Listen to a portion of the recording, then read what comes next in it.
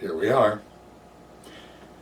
Long before the Theremini existed, I was making tutorials, and in a number of them I said, once you get the notes right, that's when the challenge starts. That's when the fun begins, because it's one thing to get the notes right, but you can go further. You can add emotional depth, an emotional foundation, playing from the heart to anything you want to play, whether it be a traditional melody or experimental soundscapes. You can imbue them with emotion. There's a cliche that's used a lot by coaches who coach people in public speaking. They always say, make sure you're passionate about your subject. Well, it's it's really funny because I have studied those public speaking courses a lot in order to do a project that I was working on, and never have I heard one of them tell you how. How do you imbue yourself with passion to speak about whatever topic you're speaking about? So what good is it for me to tell you that it's a great thing to play with emotional depth and a good emotional foundation and play with feeling, play from the heart, if I'm unable to suggest any ways for you to do it? Here's something that I think can really help. Right now, in this moment, set yourself up to record what you're going to do. I'd like you to do this at least twice, ideally 3 times, because then after you've finished this tutorial, you can view what you've done and you'll be able to see the variations, because it's never the same twice. All right, I'm going to say pause the video. Pause the video. Bang, you've paused the video, now you're back. You can either do this as I'm speaking to you, as if I were coaching you, or you can watch and listen a couple of times, pause the video again, and do this on your own, however you'd like to do it. But please record yourself. Okay, here we go. What I'd like you to do is to begin to fill yourself with anything that helps bring up feelings of joy and happiness. Anything. It could be memories from your past. It could be a piece of music that you love. It could be a present that you got over the holidays. It could be anything. It could be stroking your forehead, laughing, jumping up and down, making yourself feel totally nuts. But bring up everything you can, everything that you can possibly imagine, and try to begin to imbue yourself with happiness, with joy.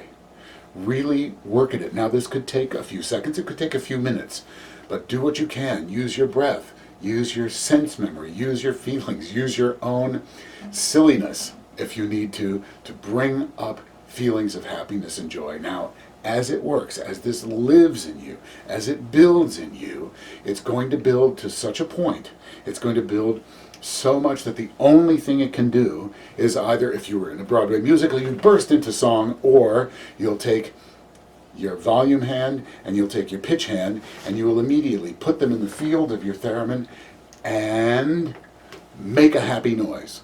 Make a joyful noise. So let it build, and when you really feel it's uncontainable, make a joyous, happy noise. Did you do it? Did you pause the video? Try this. Pause the video. Try it. Bring these feelings up from inside without faking and make a joyful noise. A noise. Bam. Anything that you want to.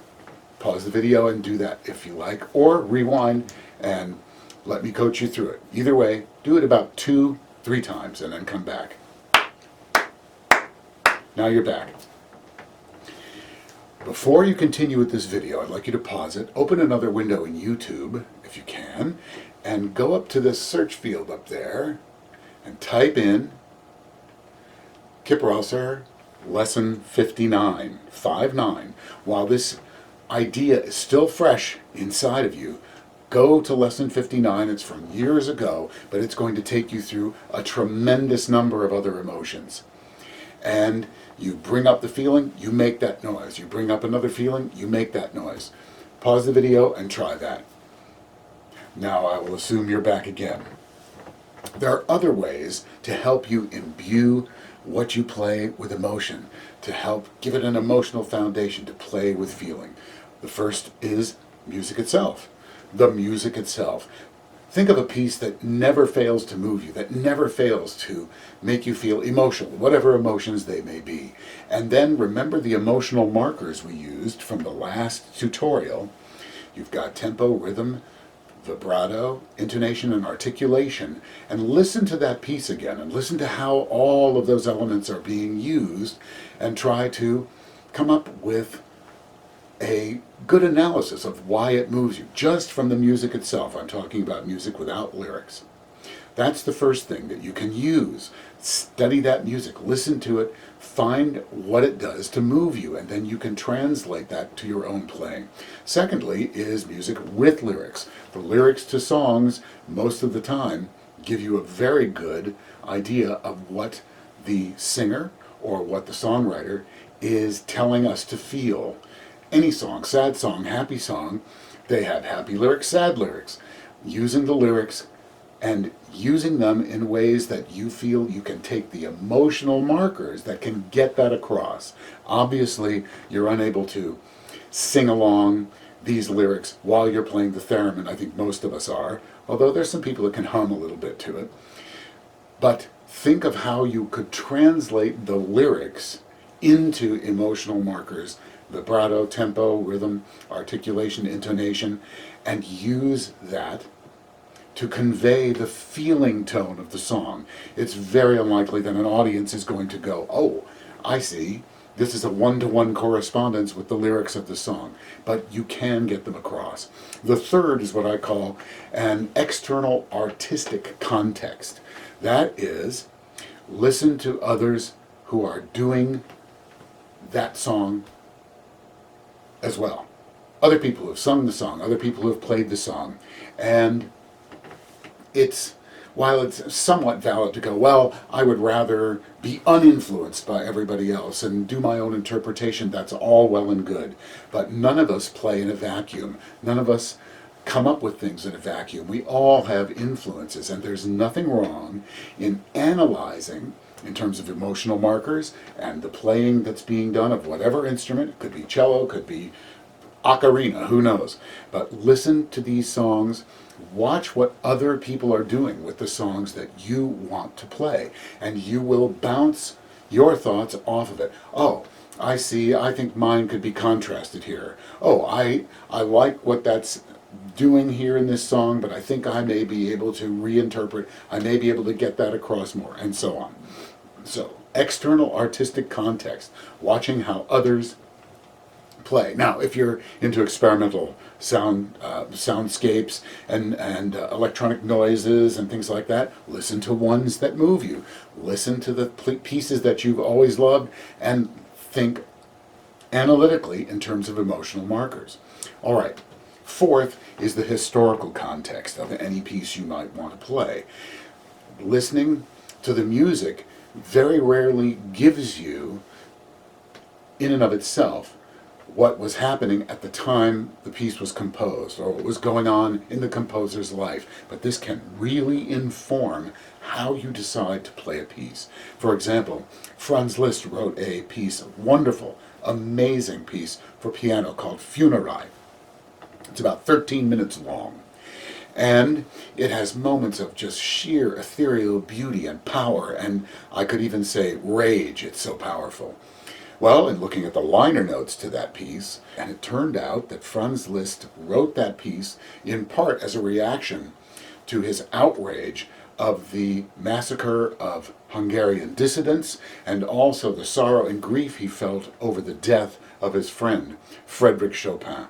Wow, that brings an entire layer of nuance to what I might be able to play. So, historical context. There's another one. There's one more thing that I think could help us all, but I'm going to wait until the end to talk about it. All right, let's put this into practice. Let's take a piece of music, and principally this would be the music in and of itself, and the lyrics as well, and a sort of historical context. And the piece that I'm going to play, just one verse of, is George Gershwin's Summertime from Porgy and Bess. Because I've loved that ever since I was a kid, at about 9 years old when I first heard it, and a lot of thereminists love to play that song, I found. Most people eventually try things like Over the Rainbow, Summertime, and The Swan, and a bunch of others. So, let's take a look at Summertime.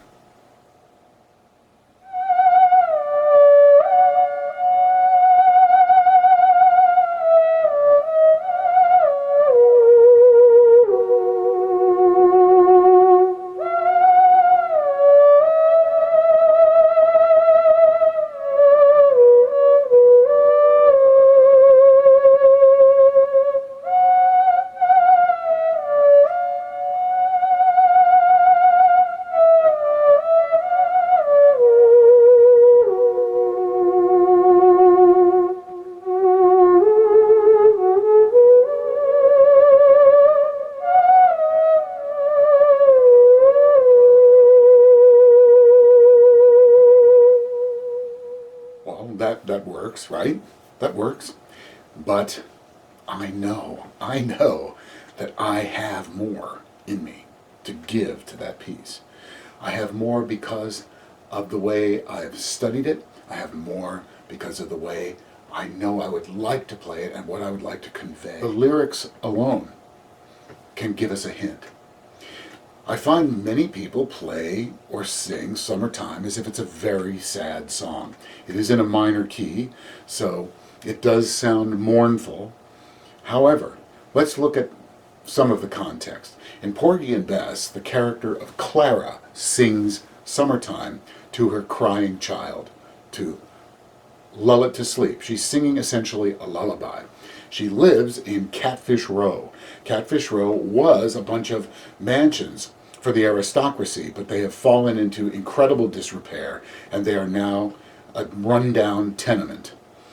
In the background, in that same neighborhood, while she's singing, there are men playing dice, there are people going about their business, and here she is in this poverty-stricken environment, singing to her child. Now, what would a person sing to a child to lull it to sleep? Would she sing of unhappiness and sorrow and the horrible situation she finds herself in? Look at the lyrics. She has decided to sing a near utopian vision of what this child's life is like to tell it to sleep. Summertime and the living is easy.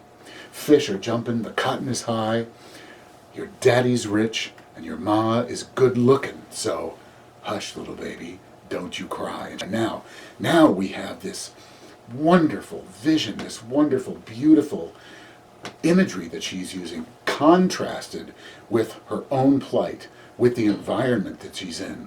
So there is sorrow and peace and joy and hope all in one song. How can I get this across? What emotional markers can I use to help put across the lyrics, to help put across this juxtaposition of reality with an imagined reality, with a utopian reality, with a wonderful positive vision for the child who's crying in her arms? Let's try it again.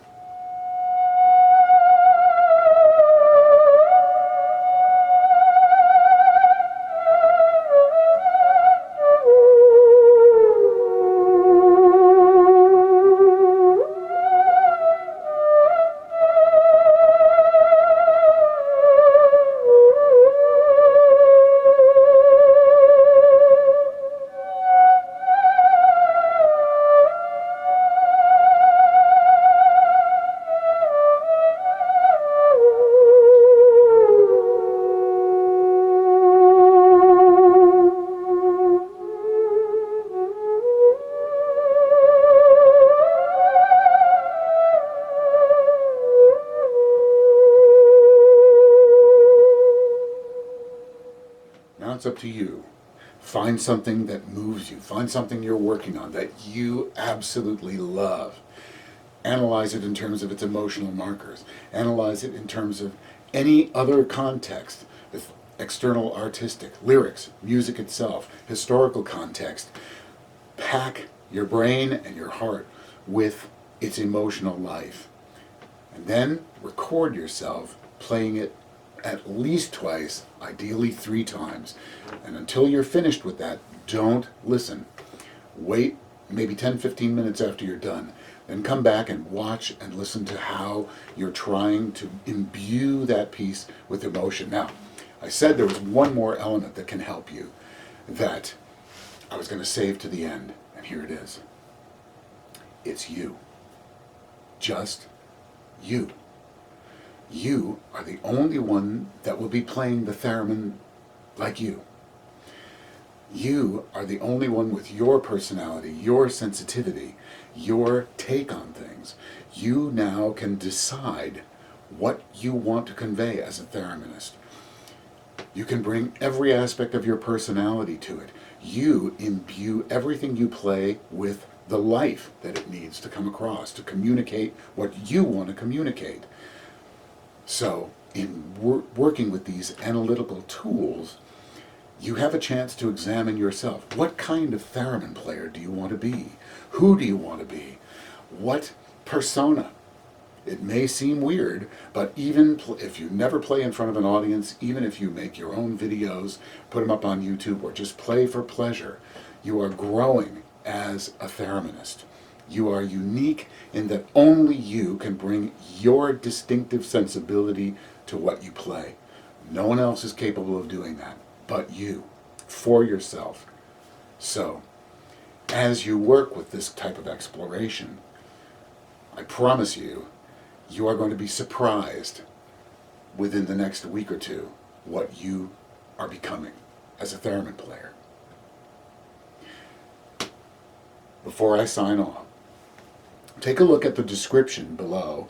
You'll see a basic description of this tutorial. You'll see the list of all of the THEREMINI tutorials in the FastTrack series, but you're also going to see a link. There's a link to a free PDF file that you can download for yourself, and this link contains every lesson in all of the tutorials that I've made prior even to the existence of the THEREMINI that you can apply to the THEREMINI. So I encourage you to work with them for the next couple of weeks or the next month and see again what you become by the time you're finished.